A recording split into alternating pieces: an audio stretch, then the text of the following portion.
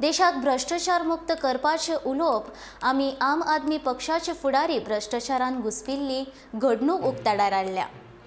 सीबीआयन पंजाब आम आदमी पक्षाचे आमदार जसवंत सिंग गजचंद माजरा हांच्या संगरू ह्या वाठारांतल्या 3 संपत्ती खातीर 40 कोटी रुपयांची बँक फसवणूक केल्ली खातीर धाड घातल्या। ह्या विशीं बँक ऑफ इंडियान तांचे फटवणुकीचो आरोप करून पुलिसेन कागाळ नोंद केल्या। धाडये वेळार आनीक कांय संपत्तीची कागदपत्रां तशेंच 88 प्रकाराच्यो विदेशी चलनांतल्यो नोटी 16.75 लाख रुपया दुडू मेळ्ळ्या। इतले मजगतीं आम आदमी पक्ष पंजाबात वेंचणूक जिखल्या म्हूण भाजप आपणाक दिशा प्रकरणांत घुस्पयता अशें विधान माजरा हांणी केलां।